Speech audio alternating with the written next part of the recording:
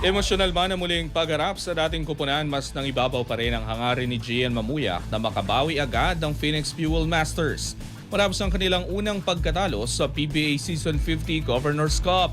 Nakatuon na agad ang veteranong guard sa susunod na hamon. Ang ibang detalye alamin sa pag-abante ni Jake Miculob. Hindi naging madali para kay Gian Mamuyak ang kanyang unang pagharap laban sa Rain or Shine. Pagkatapos ng 4 na taong paglalaro bilang Elasto Painters, sa Phoenix na siya nakahanay. At sa kanilang muling pagkikita, ang dating kanyang koponan ng nagwagi 105-98.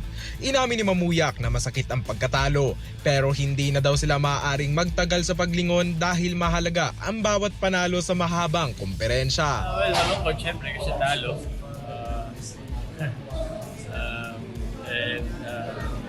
And we just have to find a way to bounce back. Alam mo naman, this conference, every win matters, diba? So we have back-to-back games with Blackwater, so we just have to rest and then regroup and then prepare for Blackwater. Ayon pa sa dating Rain or Shine captain, kakaiba ang pakiramdam na kalabanin ng mga dating kakampi. Pero sa oras na magsimula ang laro, lahat ay nakatutok sa panalo. Syempre, syempre to see them, to play against them, iba ang feeling kasi syempre 4 years ko rin silang kakampi.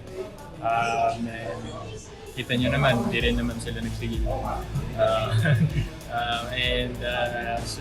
Vice versa rin naman. So they were just a better team today.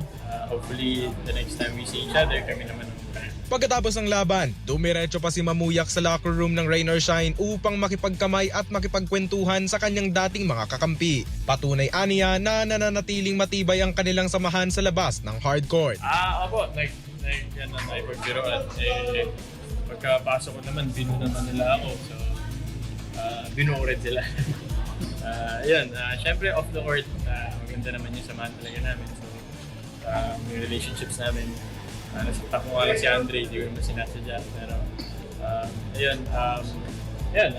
congrats to them and hopefully next time na magkita kami naman na paraan. Ibinahagi rin ni Mamuyak na binati niya si Coach Yang Giao bago ang laro bilang paggalang sa coach na gumabay sa kanya sa loob ng 4 na taon. At kahit magkalaban na sila, nananatili pa rin daw ang masayahing ugali ni Bo Belga. Good luck lang po ako and syempre nagpakita lang ako ng respeto kasi syempre 4 years din ako naglaro for it. Nagpakita lang din ako ng respeto. Nakangiti naman si Coach Cheng sa akin. So, okay. Hindi, dinadala nga po sa laro nung hindi. Ganun naman si Kuya po. Ganun kami ka-close dyan. And hanggang sa bench, naririnig ko siya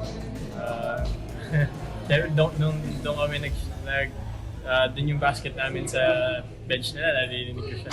So, off the court naman, nag-usap naman kami. Sabi niya, good job. Pero yun nga, malungkot kasi talo kami. Sila naman ang masaya ngayon. Nagdala si Gian Mamuyak ng 8 puntos, 2 rebound at 2 assist sa kanyang unang laro laban sa dating koponan.